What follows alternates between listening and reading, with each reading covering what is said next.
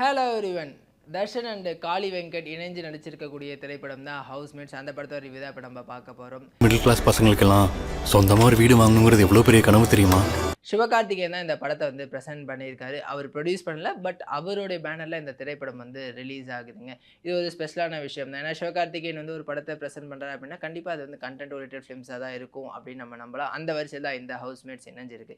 இந்த படத்தோட கதை என்ன அப்படின்னு பார்த்தீங்கன்னா, தர்ஷன் அண்ட் தென் அவங்களோட ஒய்ஃப் 2 பேரும் வந்து ஒரு ஃப்ளாட்டுக்கு குடியேறுறாங்க. அந்த ஃப்ளாட்டில் சில அமானுஷ்ய விஷயங்கள் நடக்குது. என்னடா இது ஆல்ரெடி நம்ம பார்த்து, கேட்டு பழகுன ஒரு கதை தானே அப்படின்னு நினைக்கிறீங்களா? இல்லைங்க. அங்க தான் ட்விஸ்ட்டே இருக்கு. ஃபுல் ரிவ்யூவ பாருங்க.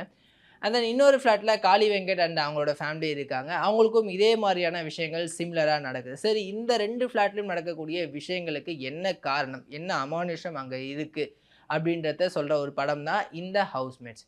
Darshan and Kali Venkat 2 pillars of the film அப்படின்னு சொல்லாங்க. தர்ஷன் வந்து குடுக்கப்பட்ட ரோல கரெக்ட்டா பண்ணியிருக்காரு. என்ன வேணுமோ எக்ஸ்ட்ரா எதுவுமே பண்ணாம, அந்த கதாபாத்திரத்துக்கு என்ன வேணுமோ அத கரெக்ட்டா குடுத்தாங்க. 2 ஷேட்ஸ் ஆஃப் ஆக்டிங் இருக்குங்க. ஒரு பக்கம் வந்து ஜாலியா ஒரு விஷயங்கள் பண்ணணும். இன்னொரு பக்கம் வந்து அந்த பயப்படுற மாரியான விஷயங்கள் பண்ணணும். 2மே அத வந்து சூப்பரா பண்ணியிருக்காரு. இன்னொரு பக்கம் காளி வெங்கட் அவர பத்தி நம்ம சொல்லவே வேணாம். பல படங்கள்ல அவரோட நடிப்பு திறமைய நம்ம பார்த்து வியந்திருப்போம். அந்த மாரியான ஒரு திரைப்படமா தான் இந்த ஹவுஸ்மேட்ஸ் அவருக்கு அமைஞ்சிருக்கு. பர்ட்டிகுலர் இந்த எமோஷனல் சீக்வென்ஸ்லாம் வந்து மனுஷன் வேற லெவல்ல பண்ணியிருக்காரு. நீங்க அத படத்த பாருங்க. கண்டிப்பா அவரோட பெர்ஃபார்மன்ஸ் உங்களுக்கு ரொம்ப ரொம்ப பிடிக்கும். சால்வ் பண்ண மாட்டோம்னா நம்மளோட ஃபியூச்சர் கேள்விக்குறியாயிடும் சார். வினோதினி காளி வெங்கடோட ஒய்ஃபா பண்ணியிருக்காங்க. அவங்களுக்கும் ஒரு நல்ல ரோல் அத சிறப்பா பண்ணியிருக்காங்க. இந்த படத்தோட ஹீரோயின் அர்ஷா அவங்களுடைய டெபியூட்டன்ட் ஃபிலிம் இது. அவங்களும் தனக்கு குடுக்கப்பட்ட வேலைய கரெக்ட்டா பண்ணியிருக்காங்க. ஒரு குட்டி பையன் நடிச்சிருக்காங்க. ரொம்பவே சூப்பரா நடிச்சிருக்கா. அ அது ரொம்ப சூப்பரா இருந்துச்சு. ரொம்ப சுட்டியா இருந்துச்சு அதெல்லாம் பார்க்கும்போது. இன்னொரு பக்கம் கேபிஒய் தீனா அவரும் தனக்கு குடுக்கப்பட்ட ரோல சிறப்பா பண்ணியிருக்காரு. அங்கங்க வந்து நம்மள அப்பப்ப சிரிக்க வைக்கிறாரு அப்படின்னு தான் சொல்லணும்.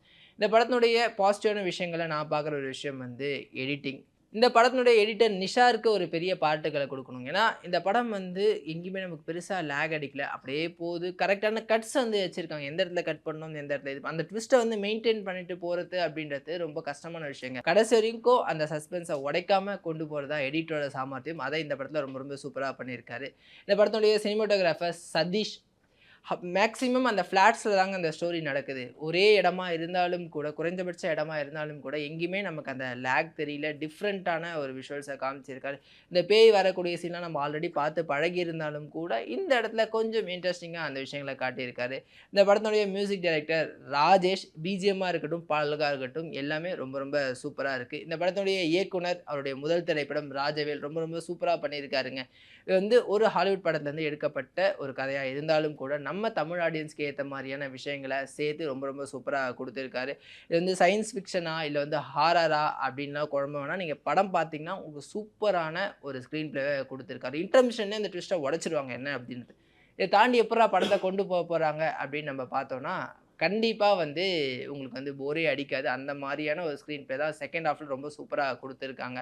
மெயினா வந்து ஒரு சீன்லாம் வந்து பார்த்தீங்கன்னா, காளி வெங்கட் அவருடைய ஃப்ளாட்ல வந்து ஒரு எலக்ட்ரீஷியன் சீன் வருங்க. அந்த சீன்ல வந்து டென்ஷன் அப்படியே வந்து அவ்வளோ ஹைல இருக்கும். அந்த அளவுக்கு ஒரு கிரிஸ்பான ஒரு ஸ்க்ரீன் பிளே, செம்ம யூனிக்கான, இன்ட்ரஸ்டிங்கான ஸ்க்ரீன் பிளே குடுத்து, ஒரு டைரக்டரா தன்னுடைய முதல் படத்திலேயே ஜெயிச்சிருக்காரு இயக்குனர். இந்த படத்தினுடைய பாசிட்டிவா சொல்லிட்டு இந்த படத்துக்கு நெகட்டிவ் எதுவுமே இல்லையா அப்படின்னா, ஒரு ஜெனரல் ஆடியன்ஸா பார்க்கும்போது எனக்கு வந்து பெருசா எதுவுமே நெகட்டிவா தெரியலங்க. இந்த கிளைமாக்ஸ் போர்ஷன் வந்து பார்த்தீங்கன்னா, ஒரு எமோஷனலா ஒரு விஷயங்கள் வந்து பண்ணியிருக்காங்க.